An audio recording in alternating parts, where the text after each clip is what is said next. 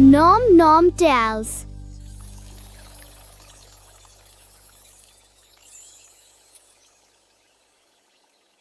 एक दिन एक आदमी ने अपने दामाद को रात का खाना खाने के लिए बुलाया। दामाद ने सोचा, मुझे ससुर जी का निमंत्रण जरूर निभाना चाहिए, और वो दोपहर के समय अपने घर से अकेले ही ससुराल के लिए निकल पड़ा, क्योंकि ससुर जी ने उसे साफ कहा था अकेले ही आना। थोड़ा आगे बढ़ते ही उसने देखा जैसे कोई उसके पीछे पीछे आ रहा हो। वो रुका, धीरे धीरे पीछे मुड़ा और चौंक गया। अरे, ये कौन है? ध्यान से देखा तो वो उसकी अपनी परछाई थी। वो घबरा गया और मन में सोचने लगा, ससुर जी ने तो मुझे अकेले आने को कहा है, अगर मैं इसे साथ लेकर गया तो वे नाराज हो जाएंगे। वो गुस्से में बोला, अरे, तुझे क्या चाहिए? मेरे पीछे पीछे क्यों आ रहा है? चला जा यहाँ से। लेकिन परछाई तो चुप रही, बस उसके साथ चलती रही। वो फिर बोला, तू जा क्यों नहीं रहा? क्या तुझे मेरा गमछा चाहिए? ये कहते हुए उसने सिर हिलाया, और जैसे ही उसने सिर हिलाया, परछाई ने भी वैसा ही किया।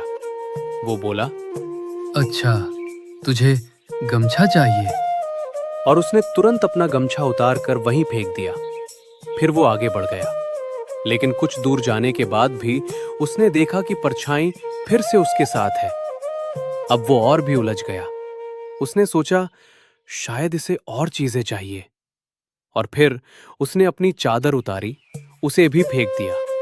फिर अपनी कुर्ती, फिर एक एक करके उसने अपने सारे कपड़े उतार कर फेंक दिए, लेकिन परछाई फिर भी उसके साथ ही रही।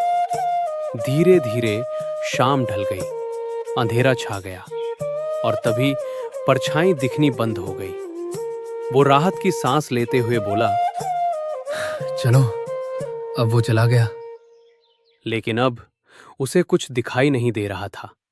वो थोड़ा डरपोक था, इसलिए थोड़ी ही दूर चलकर रास्ता भूल गया। तभी उसे अपने ससुर जी की एक बूढ़ी गाय देखी। वो तुरंत उसके पास गया और उसकी पूंछ पकड़ ली और बोला, बस, अब तू ही मुझे रास्ता दिखा। और वो उसके पीछे पीछे चलने लगा। कुछ देर बाद वो ससुराल पहुंच गया, लेकिन अपनी हालत देखकर उसे बहुत शर्म आई। वो घर के अंदर जाने की हिम्मत नहीं कर पाया और चुपचाप एक केले के पेड़ के नीचे जाकर छिपकर बैठ गया।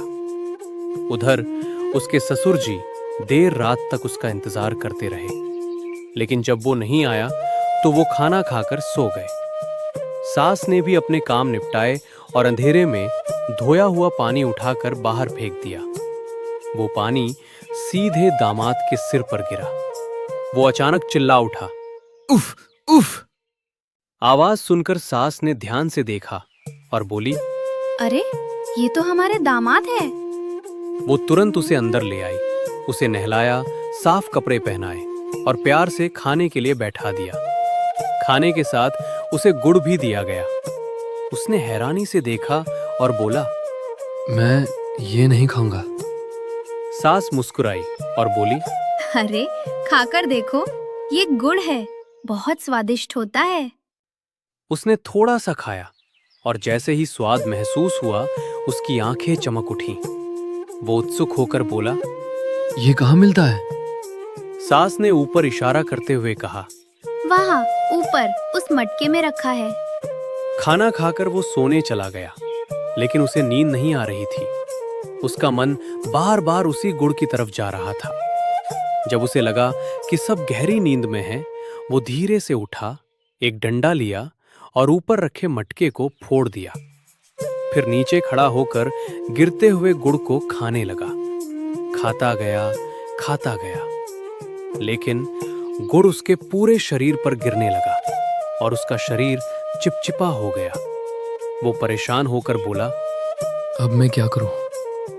तभी उसकी नजर पास रखी रुई के ढेर पर पड़ी। उसने सोचा, यही सही रहेगा, और वो उसी रुई में लोटने लगा। कुछ ही देर में उसका पूरा शरीर सफेद हो गया। पास में कुछ बंधे हुए थी। उसने सोचा, क्यों ना मैं इनके बीच ही बैठ जाऊं, कोई मुझे पहचान नहीं पाएगा।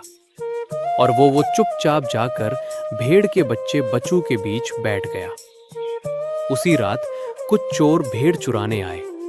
वे धीरे धीरे आगे बढ़े और भेड़ को टटोलने लगे। जैसे ही उन्होंने उसे छुआ, उन्हें लगा, अरे ये तो सबसे मोटी बकरी है। वे खुश होकर बोले, बस यही सही है, इसे ही ले चलते हैं। उन्होंने उसे बांधा और उठाकर अपने साथ ले गए। रास्ते में एक नदी आई। जैसे ही उसके पैर पानी में भीगे, वो अचानक बोल उठा, डांग, डांग, चोर, मेरा पैर भीग गया। ये सुनते ही चोर डर गए और चिल्लाए। अरे ये बकरी बोल रही है। डर के मारे उन्होंने उसे तुरंत नदी में फेंक दिया और भाग खड़े हुए। पानी ज्यादा गहरा नहीं था, वो डूबा नहीं। धीरे धीरे तैरकर किनारे आ गया और वहीं बैठ गया, थका हुआ लेकिन सुरक्षित। रात बीत गई, सुबह हो गई। सुबह उसके ससुर उसे ढूंढते ढूंढते वहां पहुंचे। उसे देखकर बोले, अरे तुम यहां हो। उन्होंने राहत की सांस ली, उसे घर ले गए, खाना खिलाया और फिर प्यार से उसे उसके घर भेज दिया। और इस तरह उसकी ये भोली, अजीब और मजेदार कहानी यहीं खत्म होती है।